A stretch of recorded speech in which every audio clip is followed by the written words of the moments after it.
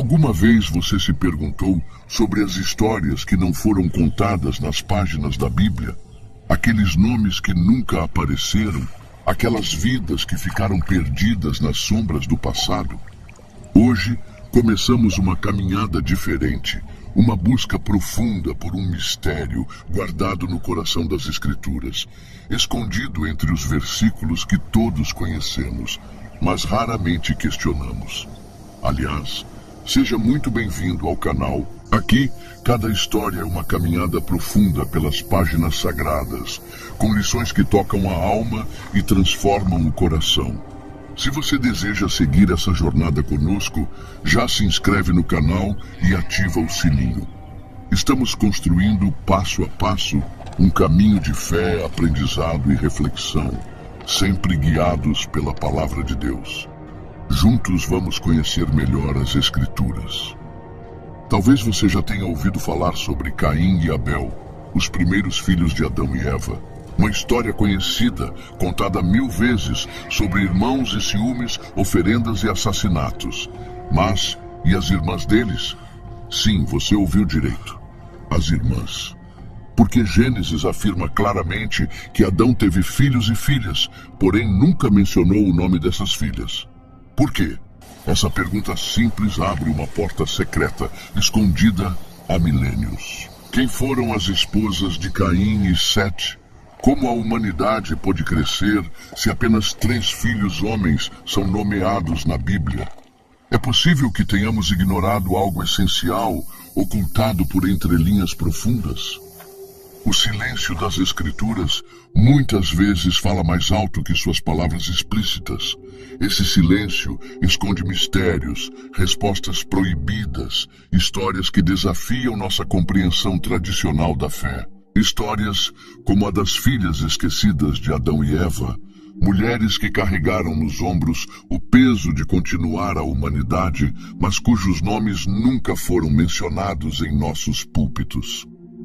Talvez você pense que essas perguntas sejam irrelevantes, detalhes perdidos em um mar de histórias maiores. Mas e se eu dissesse que essas filhas não mencionadas são fundamentais para entendermos melhor nossa própria história espiritual? Porque dessas mulheres apagadas da narrativa oficial brotou tudo o que conhecemos como humanidade. Será que Deus, em sua infinita sabedoria, permitiu que alguns nomes se perdessem propositalmente? Talvez sim, talvez não. O certo é que o silêncio em torno das filhas de Adão e Eva provoca uma profunda reflexão. Afinal, se toda a humanidade nasceu de uma única família, é impossível não perguntar sobre essas mulheres esquecidas. A Bíblia é clara ao dizer que após a queda no Éden, Adão e Eva tiveram outros filhos e filhas. Mas quem foram essas filhas? E como viveram suas vidas, tão próximas do nascimento da humanidade e tão longe da presença divina que seus pais haviam perdido? Eis aqui o grande mistério. Será que estamos preparados para descobrir a história das filhas proibidas? Mulheres cujos nomes foram apagados das Escrituras, mas cujo sangue corre em nossas veias? Será que podemos enxergar além do silêncio imposto pelos séculos? Hoje você será convidado a desvendar uma história profunda e espiritual, uma revelação escondida nas entrelinhas da Bíblia e confirmada por textos antigos como o Livro dos Jubileus. Este é um convite para olhar além das histórias tradicionais, para mergulhar em uma narrativa de fé, perseverança, cura e amor de Deus. Porque talvez essas mulheres esquecidas não sejam apenas detalhes ignorados, mas testemunhas vivas do plano perfeito do Criador, que nos convida a buscar o que foi ocultado, entender o que foi silenciado e acolher a verdade que ilumina a alma. Mas então, afinal, quem foram as esposas de Caim e Sete? De onde surgiram essas mulheres que possibilitaram o crescimento da humanidade? Essa pergunta, que a princípio parece simples, abre 3 caminhos distintos, 3 possibilidades fascinantes que tentam preencher uma lacuna deixada pelo relato bíblico oficial. A primeira hipótese é talvez a mais direta, porém também a mais desconfortável aos olhos modernos. Caim e Sete teriam se casado com suas próprias irmãs. Pode parecer estranho para nós hoje, mas naquela época, quando não existiam ainda regras claras ou leis contra uniões entre parentes próximos, isso teria sido a única maneira de perpetuar a raça humana. Na verdade, exemplos posteriores na Bíblia reforçam que esse tipo de casamento era aceito e praticado entre os patriarcas. Porém, existe uma segunda hipótese, mais polêmica e intrigante. E se Deus tivesse criado outros grupos humanos fora do Éden, paralelamente a Adão e Eva? Embora a Bíblia não mencione explicitamente essa possibilidade, alguns estudiosos propõem que o Gênesis não é a história de toda a humanidade, mas especificamente da linhagem escolhida para carregar a promessa divina. Assim, Caim poderia ter encontrado uma esposa entre pessoas criadas separadamente. No entanto, essa segunda hipótese traz um grande risco teológico, uma consequência perigosa que desafia a essência da fé cristã. Se houvesse humanos fora da linhagem de Adão, existiriam então pessoas não descendentes diretas do primeiro homem criado por Deus. E isso significaria romper com o conceito fundamental da queda e da redenção universal, base do evangelho cristão. E justamente por esse motivo, muitos estudiosos rejeitam fortemente essa possibilidade, pois ela implicaria uma divisão essencial na unidade espiritual da humanidade. Paulo, em seus ensinamentos, reforça claramente que todos nós descendemos de um único homem, Adão, compartilhando igualmente o pecado original e a necessidade da redenção através de Cristo. Mas há ainda um terceiro caminho, talvez o mais detalhado e fascinante, encontrado em textos antigos como o Livro dos Jubileus, que preenche diretamente as lacunas deixadas pelas escrituras tradicionais. Segundo esse antigo livro, Adão e Eva tiveram filhas com nomes próprios, especificamente Auã e Azura. Essas mulheres são mencionadas explicitamente como as esposas de Caim e Sete, trazendo clareza para o mistério das origens da humanidade. O Livro dos Jubileus, que detalha cuidadosamente as gerações iniciais da humanidade, menciona que Auã foi dada como esposa a Caim, acompanhando-o em seu exílio após o assassinato de Abel, enquanto Azura foi prometida primeiro a Abel, mas após sua morte foi dada a Sete. Dessa maneira ficaria esclarecida a continuidade da linhagem humana, preservando a unidade do relato bíblico original. Portanto, entre as 3 hipóteses apresentadas, essa terceira se destaca justamente por oferecer detalhes concretos e diretos, resgatados de registros históricos que não foram incluídos no cânon bíblico, mas que revelam muito sobre as origens mais profundas da nossa história espiritual e humana. Mas por que tudo isso importa tanto? Por que é essencial saber quem foram essas mulheres esquecidas? A resposta está na compreensão mais ampla do plano espiritual de Deus para a humanidade. Cada nome, cada linhagem, cada detalhe das origens humanas importa profundamente na narrativa da salvação. Ao olharmos para trás e entendermos quem foram Auã e Azura, podemos compreender melhor não só o início da humanidade, mas também o valor profundo das mulheres que sustentaram as gerações, mesmo que tenham sido apagadas dos registros oficiais. São elas que carregaram em seus ombros o peso da promessa, garantindo que a humanidade tivesse um futuro além do silêncio inicial. Auã é o nome da mulher esquecida pela tradição, mas citada com clareza no Livro dos Jubileus. Ela foi irmã e esposa de Caim, filha direta de Adão e Eva. Seu nome não aparece nos textos canônicos, mas nos registros antigos é mencionada como a primeira mulher a gerar descendência após o Éden. Sua existência preenche uma lacuna silenciosa nas Escrituras. Sem ela, a humanidade não teria seguido adiante. O nome Awan, em hebraico antigo, carrega significados intensos. Pode ser associado a termos como tristeza, pecado, vaidade, mas também desejo e força. Essa ambiguidade reflete bem sua posição na história. Uma mulher ligada ao primeiro assassino da humanidade, mas também a continuação da vida fora do paraíso. Awan representa um elo entre a queda e a sobrevivência. Foi com Awan que Caim teve seu primeiro filho, Enoque. Esse Enoque, diferente do descendente de Sete, nasceu já em exílio, na terra de Nod. E foi ali que Caim decidiu fundar a primeira cidade da humanidade. Deu a ela o nome do filho, Enoque. A presença de Awan nesse momento é decisiva, mas raramente lembrada. O surgimento da primeira cidade é um marco histórico e simbólico.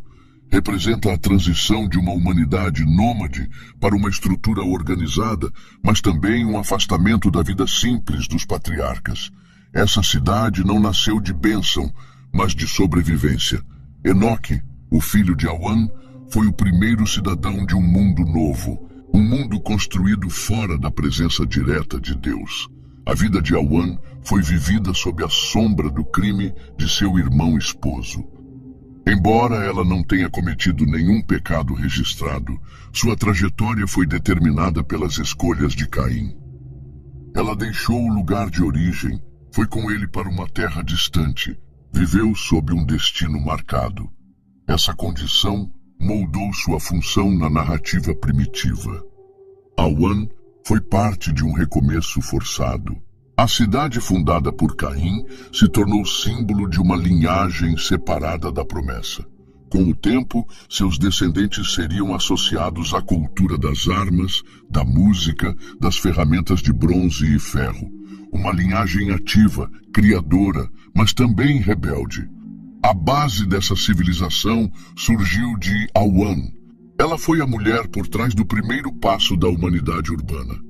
O livro dos Jubileus não apenas nomeia Awan, mas também registra sua idade em relação a Caim. Ela teria nascido 6 anos após ele, o que torna plausível sua união quando atingiram a maturidade. Esses detalhes não aparecem na Bíblia tradicional, mas nos textos antigos tudo é cronometrado com precisão. Até os nascimentos são marcados por jubileus. A união de Awan e Caim não foi uma exceção isolada. Em outros pontos da Bíblia, vemos casamentos entre parentes próximos. Abraão e Sara, Isaac e Rebeca, Jacó com Leia e Raquel. Essas uniões eram comuns nas gerações iniciais. Awan se encaixa nessa realidade. Ela representa o início de uma prática que seria tolerada por séculos. É importante observar que, embora esquecida nas genealogias, Awan teve papel essencial. Sem ela, a linhagem de Caim não existiria. Ela gerou filhos, sustentou o primeiro assentamento humano e viveu longe da proteção familiar original. Sua função foi prática, concreta, silenciosa. Como muitas mulheres na história antiga, existiu para garantir a continuidade. Apesar de seu papel crucial, Awan desaparece após o nascimento de Enoque. Nenhum outro detalhe sobre sua vida é registrado. Não sabemos quantos filhos teve, nem como terminou seus dias. Mas o fato de ter sido a esposa do primeiro homem marcado e mãe do primeiro construtor já diz muito. Awan participou de um capítulo inaugural da humanidade. Sua história permanece como uma peça essencial no quebra-cabeça da origem. Entre a queda do Éden e a fundação da primeira cidade, Awan ocupou um lugar central. Mesmo sem destaque nos textos principais, ela existe nos registros alternativos. E é justamente ali, nos detalhes esquecidos, que encontramos as respostas que completam a história. Awan foi a filha do exílio, silenciosa, mas necessária. Azura foi uma das filhas de Adão e Eva, mencionada explicitamente no livro dos Jubileus. Ela nasceu no 3º ano do 5º jubileu, o que corresponde ao ano 197 desde a criação. Isso significa que Azura nasceu após a morte de Abel, que aconteceu no ano 190. Portanto, ela e Abel jamais se conheceram fisicamente. Ainda assim, sua história está diretamente ligada à dele. Segundo os jubileus, Azura havia sido prometida a Abel antes mesmo de nascer.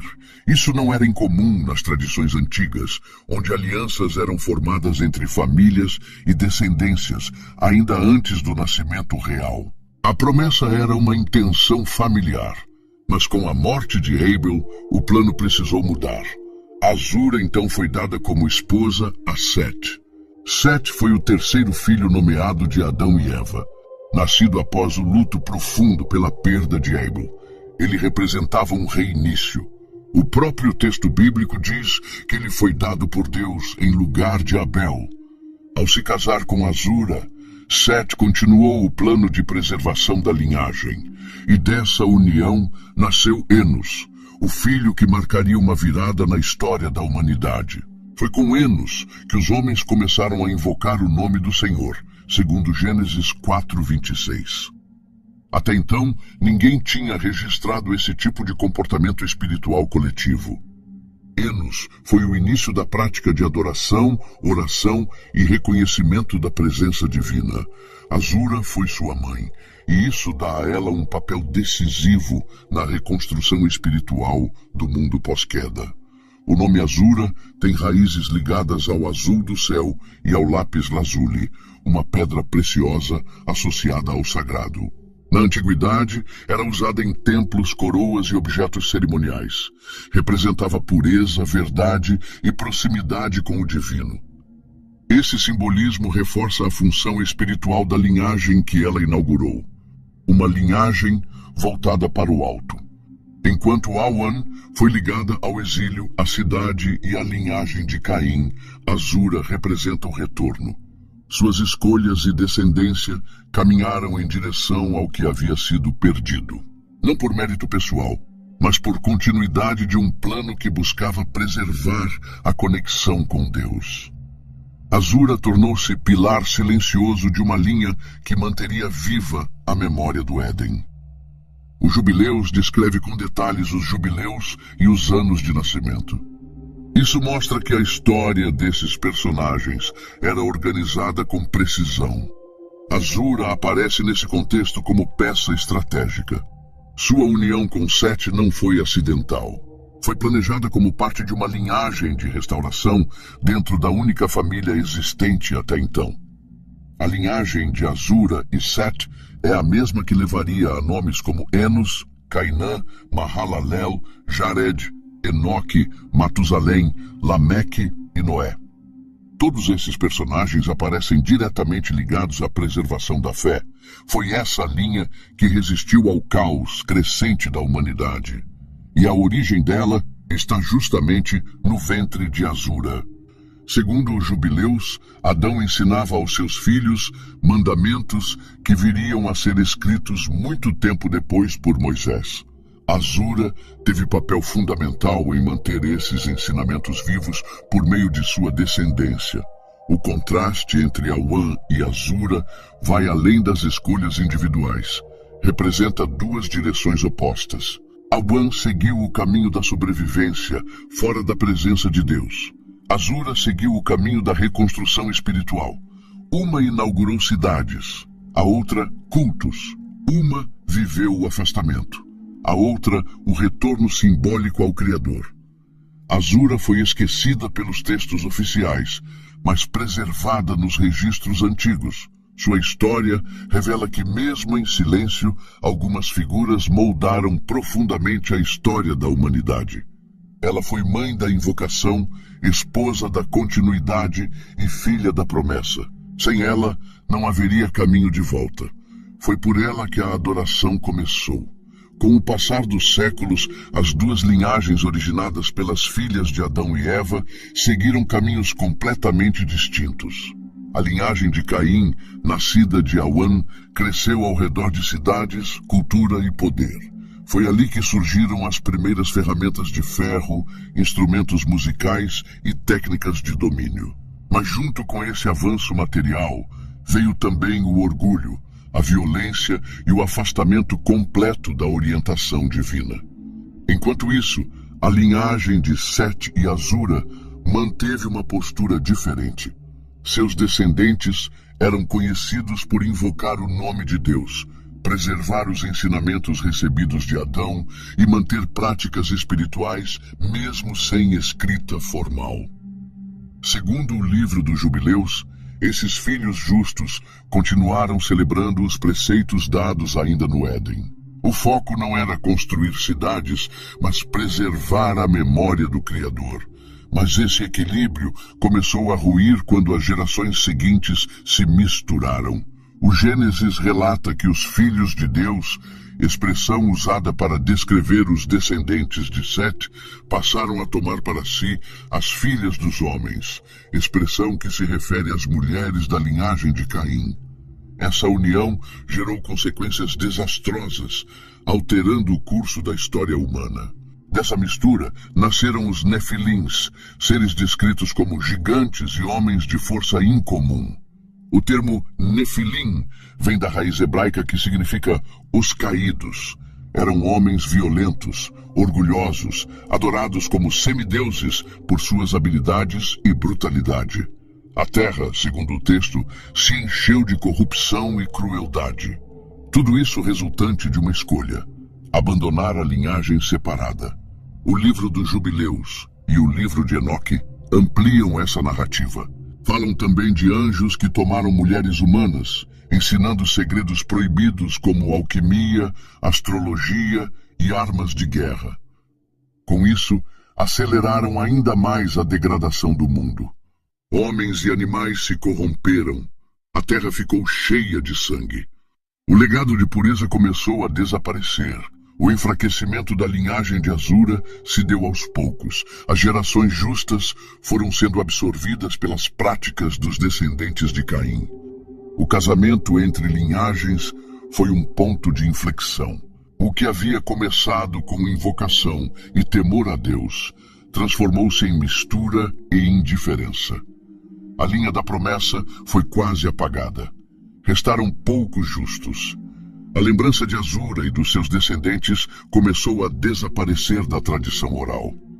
O foco passou a ser nos grandes nomes da força e do domínio. Os valores espirituais deram lugar ao prestígio e ao poder. E mesmo os que ainda tentavam preservar os ensinamentos do Éden já não tinham voz. A linhagem da promessa estava prestes a ser esquecida por completo. A corrupção se espalhou tão rapidamente que afetou toda a criação. Animais, homens, comportamentos, tudo foi distorcido. O Gênesis descreve esse momento como um tempo em que toda a carne havia corrompido seu caminho sobre a terra. Era o resultado direto da quebra da separação entre as linhagens. A escolha de misturar o sagrado com o profano teve consequências irreversíveis. A linhagem de Sete havia sido chamada para preservar, mas ao se misturar com a de Caim, perdeu sua essência. O mundo ficou em silêncio espiritual. Não havia mais espaço para ensinamento, pureza ou temor. O caos se espalhou, e Deus olhou para a terra e se entristeceu profundamente. Foi a queda silenciosa antes do julgamento. E assim, pouco antes do dilúvio, quase ninguém mais carregava a memória de Azura.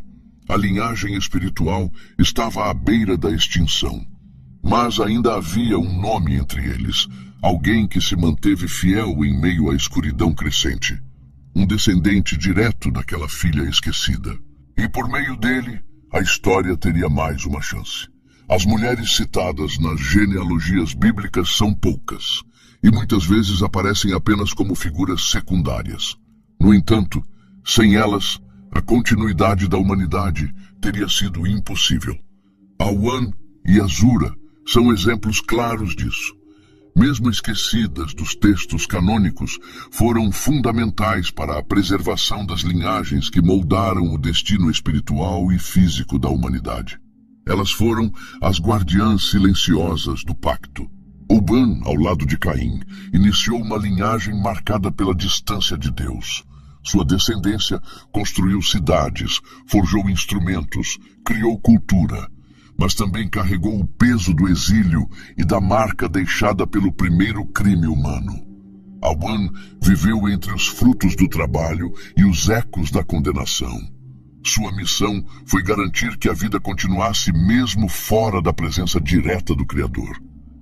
Azura, por outro lado, representa o oposto dessa caminhada. Ela foi a mulher que deu início à linhagem, que preservou os mandamentos antigos.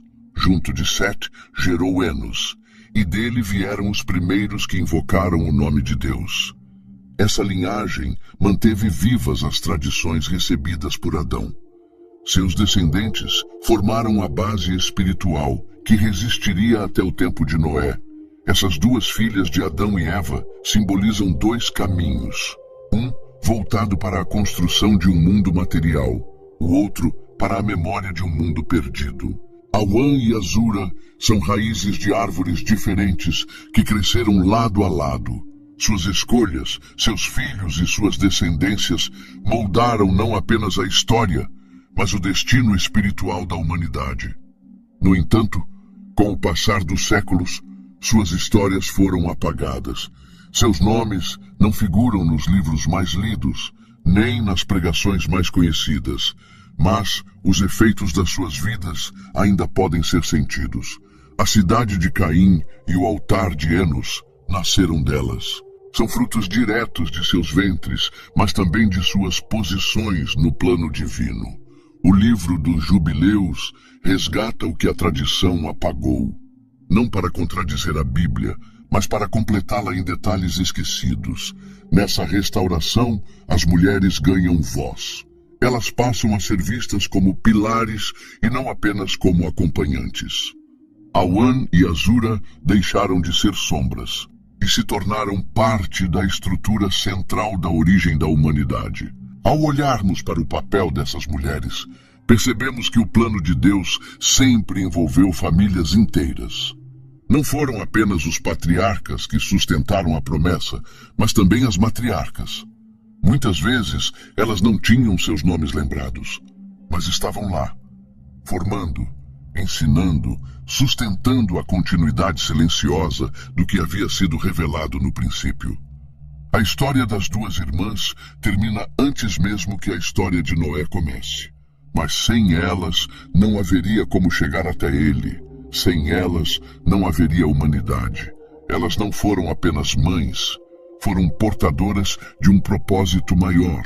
O silêncio das Escrituras sobre essas figuras não as torna menos importantes. Pelo contrário, muitas vezes o que está oculto carrega um significado ainda mais profundo. Deus escreveu sua história também nas entrelinhas. E é lá, na margem da narrativa principal, que encontramos figuras como Awan e Azura, mulheres que não procuraram glória, mas deixaram legado. Essas guardiãs do pacto não lideraram povos, não fundaram nações, nem abriram o mar. Mas sem elas, nenhuma dessas coisas teria sido possível. Foram elas que geraram os que fariam isso. Foram o início silencioso de algo que mudaria tudo. Foram o fio invisível que manteve a promessa viva até que ela pudesse florescer. E se hoje conhecemos as histórias de Abel, Sete, Enoque e Noé, é porque um dia duas mulheres decidiram continuar. Em tempos de queda, exílio e silêncio, elas geraram vida. Awan e Azura, a esquecida e a prometida, a cidade e o altar, o afastamento e a lembrança, o início e a continuidade, as guardiãs do pacto.